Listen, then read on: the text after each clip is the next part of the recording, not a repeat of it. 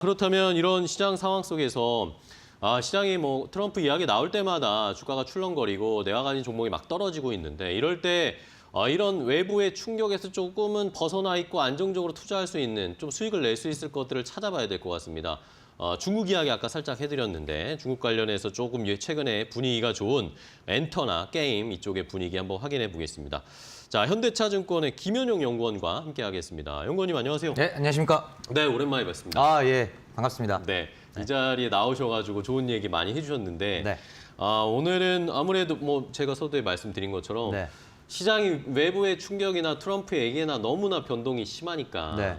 이런 상황에서는 결국에 우리가 찾을 수밖에 없는 게 뭐 관세의 영향을 덜 받는 그런 업종. 네. 뭐 조선 같은 경우에도 어쨌든 뭐 그런 궤를 같이 하잖아요. 조선 맞습니다. 다른 것들은 다 관세 부과하지만 조선은 우리에게는 어쨌든 미국이 손을 먼저 내밀었으니까 네네. 여기에다가 트럼프의 수혜도 얻고 뭐 실적도 개선되고 있고 네. 이런 것들을 보면 그런 게 뭔가 있을까 저도 찾아보다가 네. 어제 그냥 문득 엔터가 눈에 확 띄더라고요. 맞습니다. 엔터도 약간 그런 궤를 같이 하지 않나요? 물론입니다. 네, 엔터도 관세를 부과하지 않을 네. 가능성이 높은 업종이고 네네. 여기에다가 중국에 관련된 한한령 해제 이야기도 있으니까. 네네. 자, 제가 뭐 연구원님이 작년에 저희 방송 출연하셔가지고 네. 5월쯤에 나오셨을 때 그 5월, 영상을 다시 찾아봤습니다. 네. 그때는 그렇게 얘기해 주셨어요. 한한령이 해제되는 것은 네. 확인을 해야 될 게 결국에는 우리나라 아이돌이나 우리나라 가수들이 중국에서 공연을 하겠다라는 명확한 네. 시그널이 나왔을 때, 그렇죠. 일정이 잡혔을 스케줄이 때, 잡혀야죠. 그럴 때가 이제 바뀌는 거다라고 네. 얘기해 주셨는데 그것도 지금도 유효하신가요? 아니면 조금 그대로 바뀌셨나요? 그대로 유효합니다. 네. 중국 내륙에서 대규모 공연이 잡혀야 네. 이제 정말로 해제되었구나라고 저희가 이제 안도를 할 수 있는 거고요, 투자자 여러분들이. 네. 다만 이제 지금 엔터주를 보는 데 있어서는 사실 올해의 가장 화두는 중국보다도 좀 서구권 쪽에 있다. 아, 그래요? 예, 미국 유럽 쪽의 공연 쪽에서 일단은 횟수도 횟수인데요. 회당 공연, 그러니까 공연장의 규모가 기하급수적으로 커지고 있습니다. 그 인원이 들어가는 규모가 그렇죠. 그게 결국은 이제 수익성하고 직결되거든요. 그래서 그런 부분들이 지금 엔터주의 이익 성장을 견인하고 있고 이런 상태에서 이제 중국마저 열린다면, 그렇죠. 예, 그러면은 이제 이 폭발력이 배가 되는 거죠. 그래서 이제 그런 부분들이 엔터주는 지금 뭐 어떻게 보면 약간 꽃놀이패. 예, 미국 네. 유럽 쪽도 너무 좋아지는데 중국 중국까지 쪽도 열리면 작년 재작년하고는 확실히 분위기 다르거든요. 한한령 그쵸. 해제에 대한 상당히 구체적인 어떤 타임라인과 어떤 액션들이 언급이 되는 상당히 구체적인 기사들이 나오기 시작했어요. 그쵸. 이런 부분들이 이제 엔터주에 대한 기대감을 더 높이는 요소로 작용하고 있습니다. 자, 그러면 말씀해 주신데 어쨌든 뭐 북미나 네. 다른 쪽의 공연은 이 실적을 어쨌든 베이스를 깔아줄 맞습니다. 수 있는 네. 숫자를 보여줄 수 있는 좋은 공연 확대되는 모습들이 나타나고 있고 네네.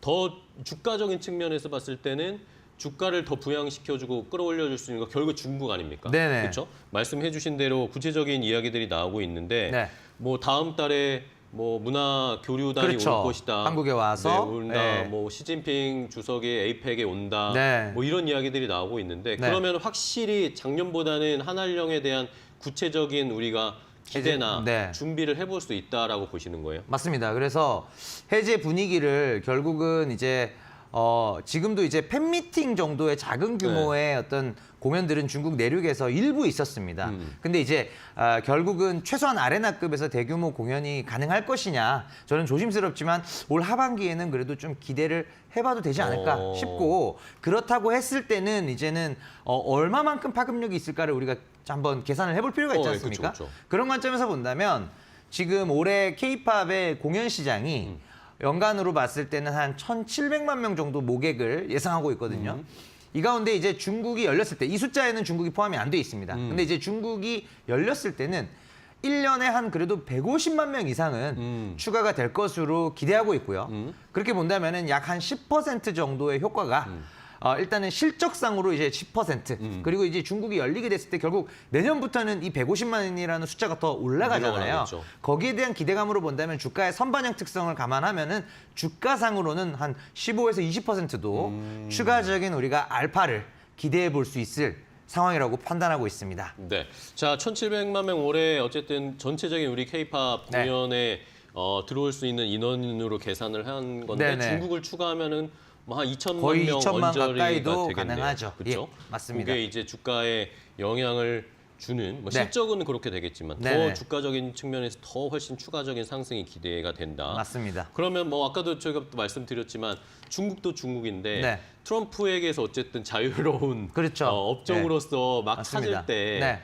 올해 시작되면서 엔터주 이야기가 많이 나왔잖아요. 네네. 이것도 어쨌든 주가에 조금 더 기대치를 넣어줄 수 있을까요? 그럼요. 왜냐면은 지금 이제 엔터사들의 매출 구조를 보시면 네네. 한 30% 정도가 이제 음반이고 그다음에 10% 정도가 이제 굿즈, 즉 유형적인 실체를 가지고 있는 게 이제 그 정도가 있고요. 그 외에 이제 음원 매출이나 매니지먼트 매출 나머지 다 서비스예요. 그쵸. 공연도 그렇고요. 공연도 뭐 어떤 온라인 티켓 발권에 대해서 관세를 매길 수가 없잖아요. 그러니까요. 이론적으로. 그래서 결국은 이제 음반이나 이제 MD 굿즈 이런 것들이 일부 대상이 될 수는 있겠지만 그러게요. 그 사실은 그 금액에 관세를 부과한다고 한들 또 산업적인 임팩트가 없어요. 오히려 이제 어떤 그 물가 자체만 그러니까 판가만 올라가는 그런 그쵸. 효과만 있을 것 같거든요. 충분히 이게 바게닝 파워가 결국은 누구한테 있느냐? 엔터사가 사실은 서플라이 체인 전반을 관리하기 때문에 이 관세를 부과하더라도 가격 전가력이 기업 쪽에 있을 확률이 높습니다. 그러다 보니까 이제 엔터사를 투자하는 데 있어서는 일단은 뭐 지금 음반이나 뭐 이런 굿즈 판매에 대해서는 관세 얘기도 이런 뭐 전혀 없었던 상황이기도 하고요.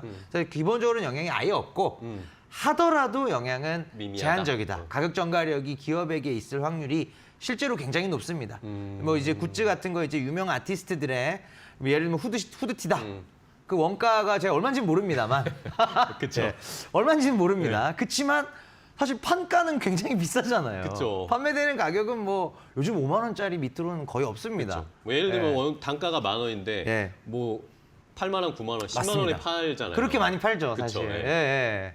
그러다 보니까 이제 이게 충분히 결국은 이게 어떤 브랜드를 소비하는 거하고 비슷하거든요. 내가 BTS를, 그쵸, 내가 네. 세븐틴을 그 어떤 브랜드를 소비하는 행태랑 굉장히 비슷하기 때문에 예, 엔터주의 어떤 투자하는 데 있어서 관세는 무풍지대라고 봐도 무방합니다. 네, 아유, 그렇게 말씀드릴 수 있을 것 그렇죠. 같습니다. 뭐 농담반 진담반으로 그런 얘기들을 하시더라고요. 네. 어떤 분들은 테일러 스위프트를 네. 지키기 위해서 네. BTS의 관세를 물진 않을 거다. 아. 뭐 그런 이야기를 예, 예. 그렇게 관세를 부과할 수는 없지 않냐. 없죠. 예, 예.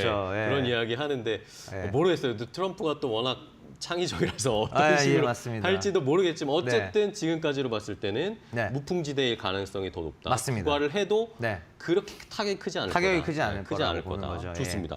그러면 중국의 이런 후풍도 있고 관세 무풍지대인 상황. 어쨌든 최적의 조건이다라는 네. 게 계속 확인이 되고 있는데 네. 또 작년에 저희가 12월에 연구원님이 12월 초에 나오셨어요. 그때 네네. 그때 공교롭게도 계엄하고 얼마 안 있다가 예, 예. 그때 출연하셨는데 네. 그때 제가 그러면 엔터주 탑픽 뭡니까? 그때 네. 오히려 매수 기회라고 하셨잖아요. 맞습니다. 그때 떨어졌을 때. 네. 근데 그때 탑픽으로 골라줬던 게 하이브를 골라주셨어요. 네. 근데 제가 다 추적을 해봤습니다. 따져보니까 그때 이후로 주가 많이 올랐더라고요. 많이 올랐습니다. 네. 예, 한 30% 가까이 올랐고요. 네.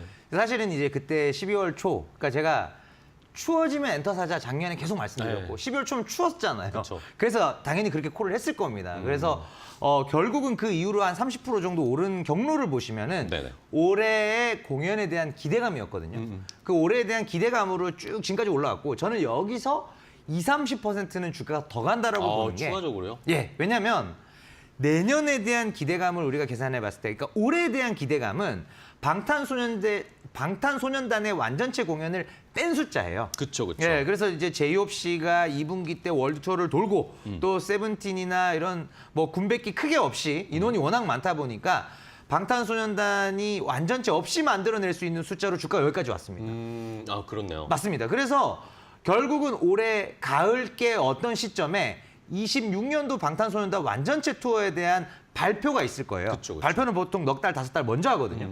이 발표가 있는 시점까지는 주가가 계속적으로 우상향할 가능성이 매우 높습니다. 그 발표가 있어야 2026년도 실적이 우와 여기까지 좋아지는 그쵸. 건가? 눈높이를 네, 책정할 눈높이가 수 있으니까. 맞습니다. 그거 정해지면서 그때 당시 밸류에이션이 비싸다고 느끼시는 분은 이제 일부 차익 실현하실 거고요. 아니다. 여기서 더 간다고 보시는 분은 또 사기도 할 겁니다. 그쵸. 어찌됐건 변곡점은 그때 가서 발생하는 것이지 지금 시점부터 한 8월, 9월 시점까지는 그러니까 오히려 가을이 오기 전까지는 지금 주가 계속 우상향하는 구간으로 보고 있는 거죠. 예. 지금 또 그런 것들도 더해지고 있잖아. 어쨌든 BTS 전역이 네. 완전 전부 다 멤버들이 전역하는 시점이 다가오고 있으니까. 맞습니다. 6월 그거에 대한 22일이죠. 사실 그거에 대한 기대감으로 지금은 주가가 좀 올라간다고 봐도 맞습니다. 되지 않을까요? 예, 그래서 6월 22일 전역을 했을 때 뭐 약간의 변곡점이 나올 수도 있다는 일각의 어떤 얘기가 네. 있지만 사실은 그때부터 아직까지 우리가 방탄소년단 완전체 앨범이 언제쯤 나올 것이며 그리고 투어의 규모가 어느 정도 규모일 것인가 뭐 60회차에서 80회차를 보통 많이들 예상하고 계시지만 저는 100회차 이상도 가능하다고 보거든요. 네. 네. 참고로 아까 앵커님께서 언급 주셨던 테일러 스위프트가 네. 149회차에 공연을 했습니다. 작년에요?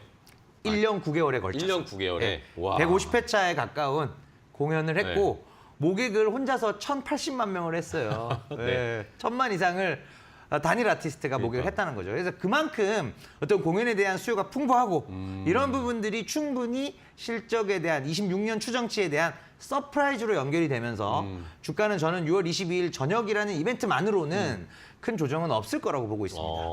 그렇습니다. 어쨌든 뭐 그동안 완전체 공연을 뭐 불가피하게 군 생활 때문에 못했으니까 네네. 또 원하는 수요도 굉장히 많을 거고 매우 많죠. 그렇죠? 네. 그런 걸 또 다 그동안에 한풀이 하듯이 다 또 공연을 맞습니다. 해야죠. 예, BTS도. 무려 6년간 응축된 수요가 그쵸. 예, 터질 수 있는 한 번에 상황이니까. 폭발적으로 나올 것 같습니다. 알겠습니다. 저녁 때까지 완전히 전역하는 때까지 한 번 체크를 하고 네. 그다음에 또 내년에 대한 투어 계획이 나올 때까지 한 번 더 체크하고. 맞습니다. 그러면 결국에 올해도 탑픽으로 엔터주는 하이브 보시는 거예요? 네, 맞습니다. 하이브입니다. 네.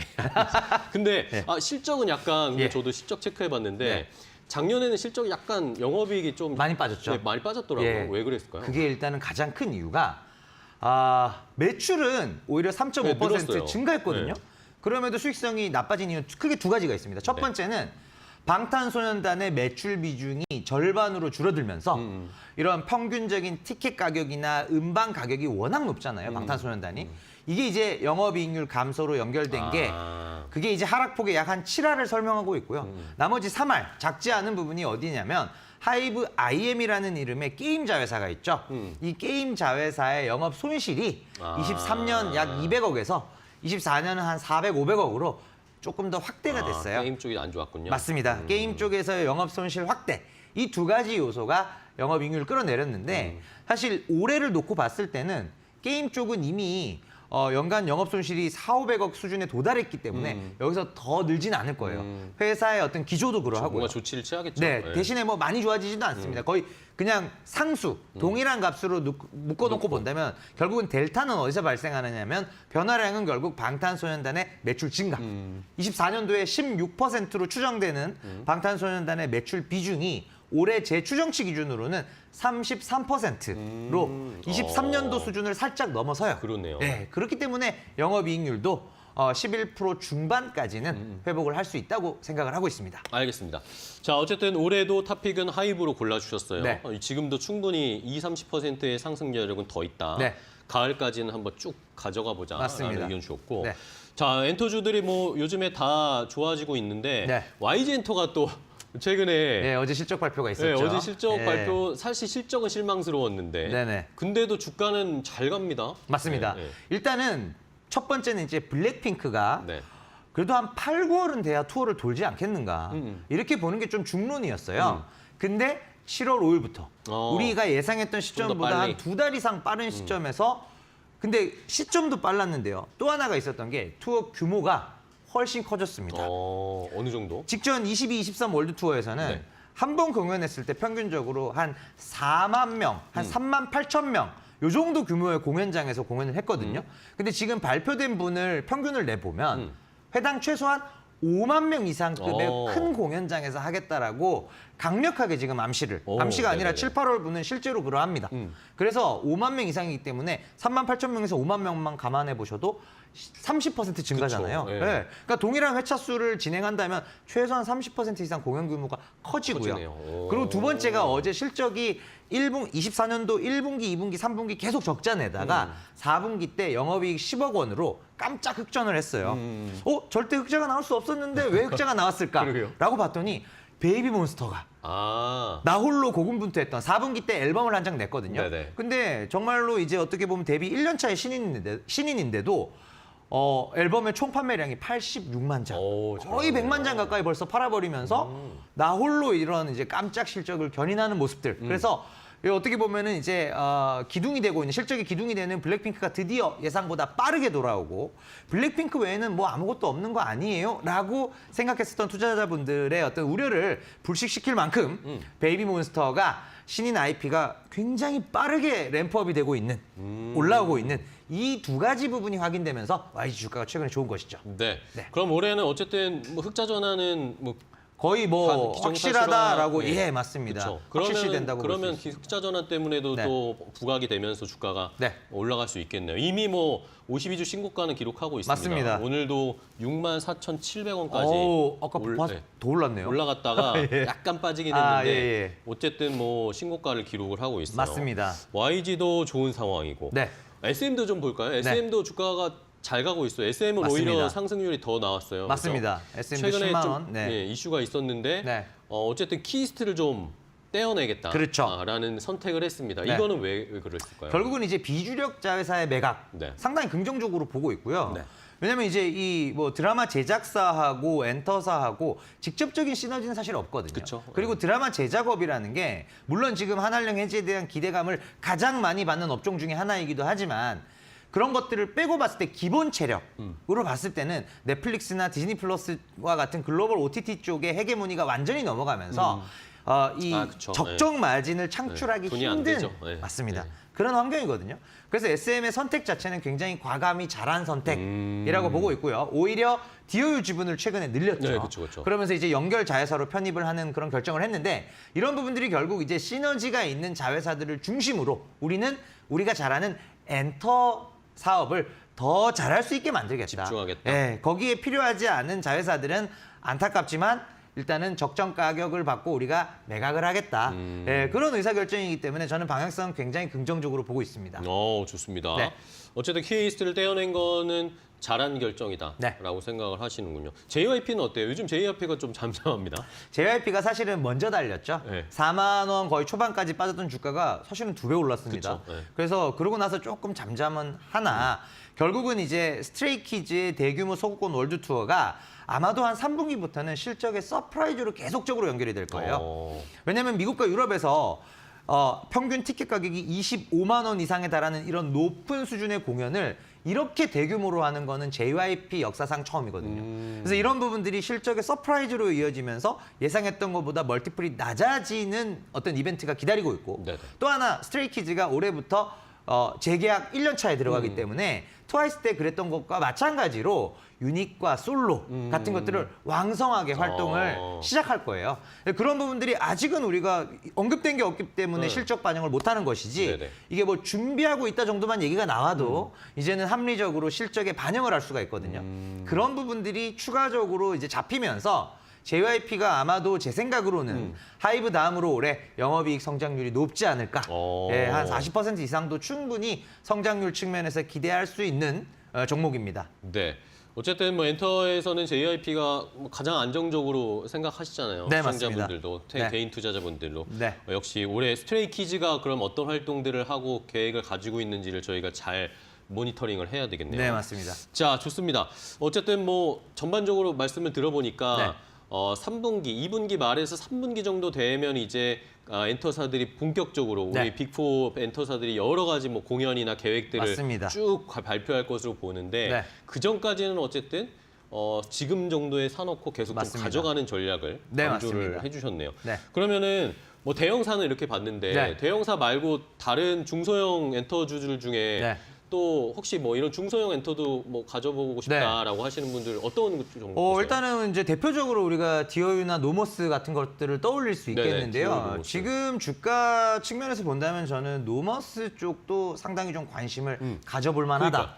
네, 이렇게 노머스 오늘도 많이 말씀드리겠습니다. 오르긴 하거든요. 네, 맞습니다. 노머스 요즘 이야기 많이 나오고 저도 네. 노머스를 많이 알려주시는 분들 네네. 주변에서 뭐 얘기를 들었어요. 네. 노모스가 뭐 하는 회사입니까? 일단은 이제 음반이나 음원의 제작이라는 엔터사의 그 핵심 활동을 제외한 나머지 즉 이제 해외 공연의 기획 그리고 굿즈의 판매 및 유통 그리고 팬클럽이나 채팅 서비스에 대한 어떤 중개 플랫폼 제공 이런 이제 일련의 사업들을 모두 제공을 하고요. 약간 엔터사들의 대행 맞습니다. 역할을 해주는 거군요. 그 대행 영역을 넓히면서 가는 회사고 이런 어떤 사업 모델이 최근에 들어서 각광받고 있는 이유가 아무래도 이제 메이저 4사에서 첫 어떤 표준 7년 계약 기간을 채우고 나서 소위 FA로 나오는 예, 그렇게 이제 독립하는 아티스트 수요가 많거든요.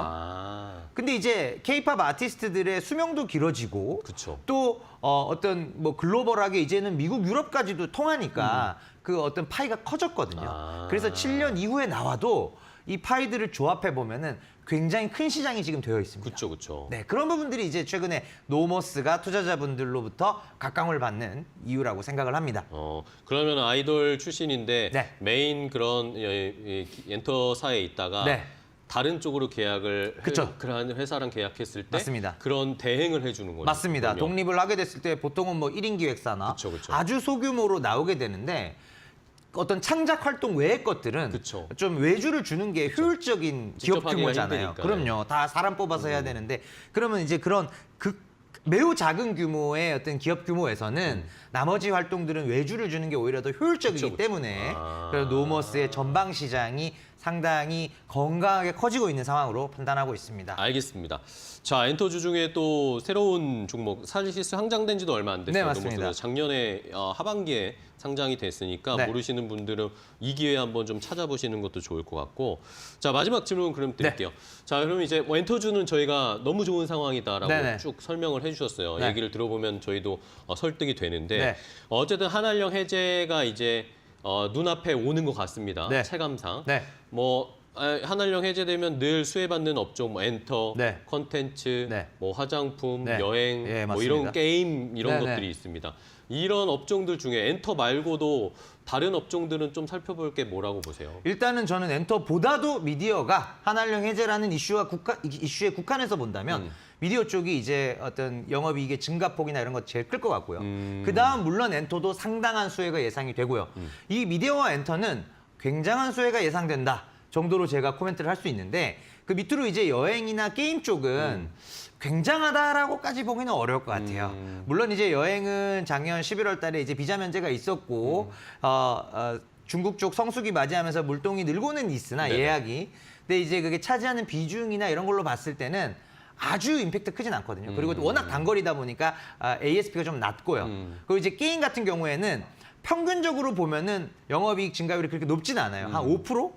이 정도 수준인데 네네. 문제는 기업별 편차는 큽니다. 그쵸. 그래서 좋은 애들은 정말 잘 되고요. 또 아닌 애들은 또 정말 안 되기 때문에 게임 쪽은 사실 옥석 가리기로 가야 되고 결국 이제 중국 쪽에서 오랫동안 영업해온 IP가 있느냐. 예를 들면 위메이드나 웹젠 이런 종목들은 자꾸 기대가 되는 거죠. 근데 이제 막 판호 받아가지고 우리도 중국 나가니까 이것만 가지고는 그쵸, 그쵸. 예, 한알령하고 약하죠. 연계해서 생각하기는 조금 어려울 것 같습니다. 그래서 게임이나 이런 쪽은 조금 더 옥석 가리기가 필요하고 앞단에 말씀드린 미디어나 엔터는 소위 물방고기 말이다. 웬만하면 다 좋다. 건져야 된다. 네, 웬만하면 다 좋다. 네. 이렇게 말씀을 드릴 수 있을 것 같습니다. 알겠습니다. 네. 좋습니다. 콘텐츠 엔터는 지금 뭐 분위기 너무 좋은 상황이고 게임은 뭐 옥석가리기 네. 해야 된다니까 네. 다음에 한번 네. 연구원님이 옥석가리기 저랑 같이 한번 알겠습니다. 게임도 한번 해보는 것도 재밌을 것 같습니다. 네네 불러주십시오. 네, 감사합니다. 알겠습니다. 네. 자, 오늘 김윤호 연구원과 엔터주 집중 분석을 해봤습니다. 오늘 좋은 인사이트 주셔서 감사하고 다음에 또 뵐게요, 연구원님. 네, 감사합니다. 고생 많으셨습니다. 네, 감사합니다.